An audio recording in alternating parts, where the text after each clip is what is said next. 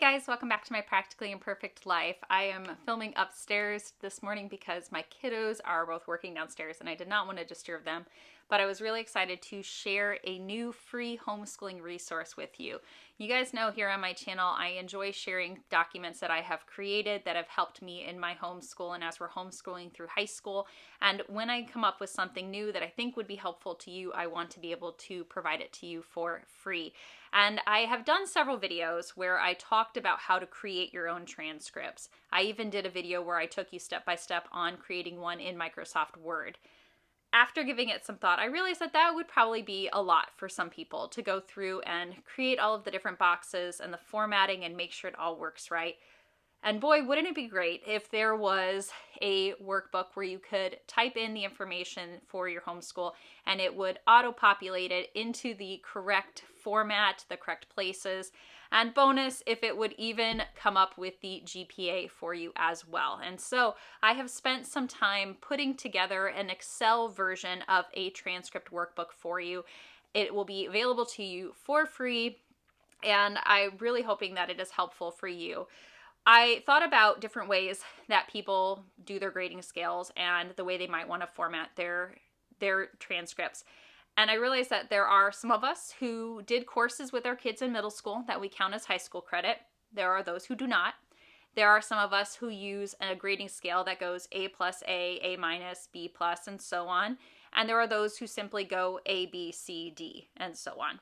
And so I wanted to make it where you could enter in the information again one time, and it would put it into those different formats depending on whether or not you are counting courses from middle school for credit and depending on which type of grading scale you are using. So let me show you what I came up with and how it works. I wanted to create an Excel workbook that would allow you to easily enter in the information about your student, their courses, and their grades, and have it populate into an automatically formatted transcript.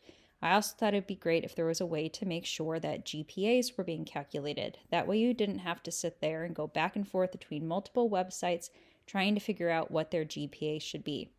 The way this is set up is that there are two tabs where you will actually be entering in information. The first tab here is the Start tab. This is where you're going to want to begin. As you'll see, there are boxes where you're going to enter in your actual homeschool information, your student's information, including date of birth, their 9th grade start date, and their estimated graduation date. Then there is the option for you to choose different grading scales. I know some of us use the traditional grading scale with A plus, A minus, and so on, but others use a grading scale that is a straightforward A, B, C, D, and so on. So you can choose which of those you'd like to do. As you'll see when I show you the different transcript formats, there are options for either or. Then you can enter in the academic year for each grade. For example, this year, if you had a freshman, you'd enter in 2023 to 2024 for the academic year. Then there's an explanation about the commentary box, and I'll tell you more about that when I show you the different transcripts. The grade tab is where you're going to enter in the majority of the information. First thing you want to note is that this whole section over here where it says values seen here are auto-calculated, you're not going to be entering anything in there. There's different calculations that are going to happen based on the information you add to the left. That's in these sections that have the blue tabs. There are a couple things that I've noted on here. First of all, for GPA calculations, determining how many GPA points you give is really up to you. There are some more standard formats that you can find. For example, I looked at the College Board website, which told me that typically like an A plus is worth 4 GPA points, an A is worth 4, a B is worth 3, and it gave me the breakdown for each letter grade. But you are able to adjust that however you want. You could also choose to do weighted grades. For example, if your student takes an honors level course, an advanced course, a college level course, you might decide that for those particular courses you want to give a higher point value. And you can make a note of that on here. So the transcript will show what you've put in as far as credits for a weighted GPA and an unweighted GPA. regardless of what you do, most colleges will actually look at the letter grades your student has, and they will convert that to their own GPA scale. So they're looking at all students the same. GPA calculations can vary from one school district to another, one state to another. There's really no rhyme or reason to how everybody arranges it. So just know that no matter what GPA rating you choose, the college is probably going to change it at some point. The other thing I wanted to show you is that there are tabs down here for credits and GPA credits. Whatever course your child does, you can assign how many credits that's worth, whether that's a half credit, 1 credit, 2 credit, however you choose to do it. But GPA credits are those courses that have a letter grade and thus a corresponding GPA point value.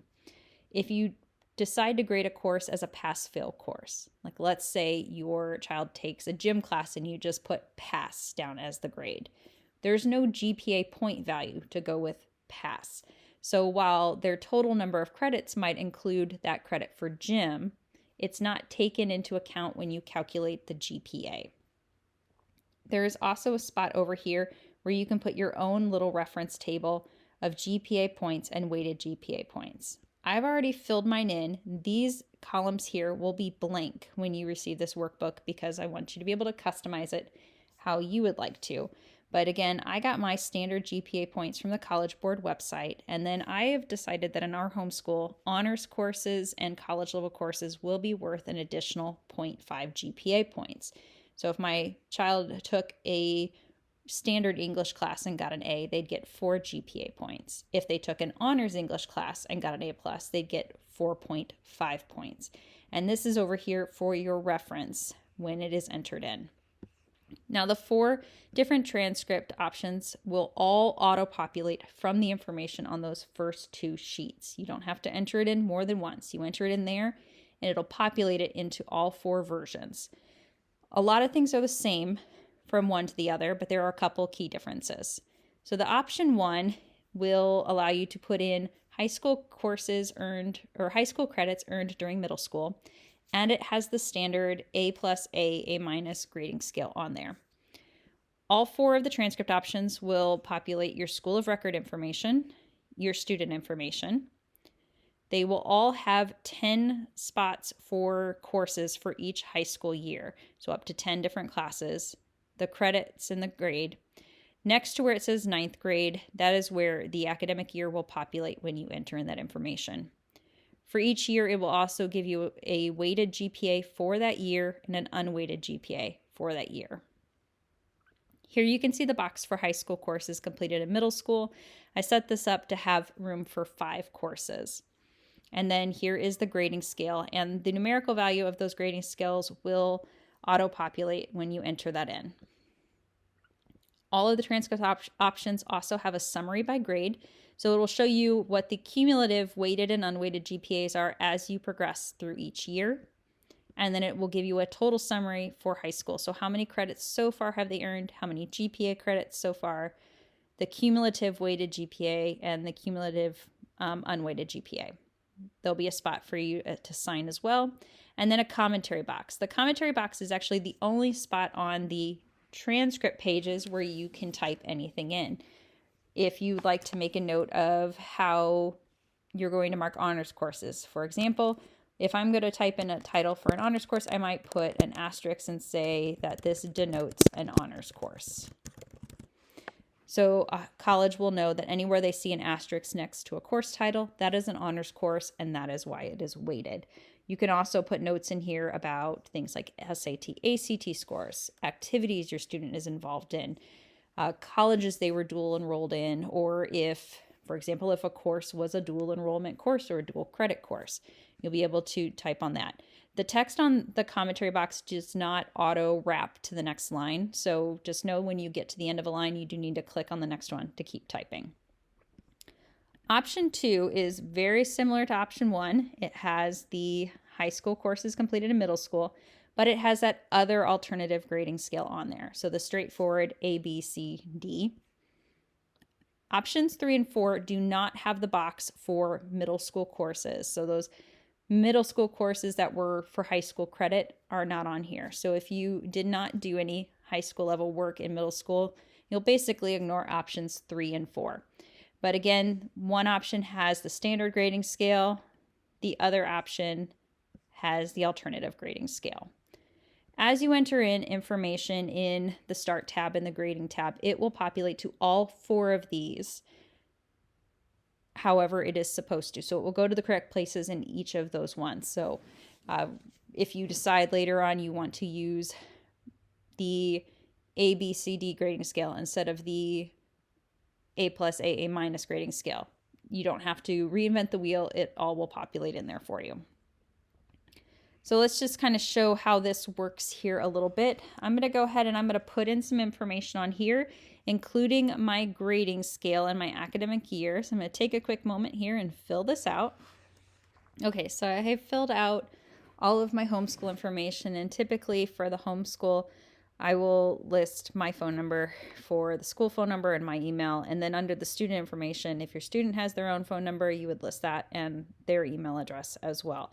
So I filled it out. Now, I did not need to fill out both grading scales. I really only needed to fill out the one that I'm going to use, but I wanted to show you how this stuff populated over. So over here in option 1, you can see that all of the school and student information has filled in. The academic years have filled in.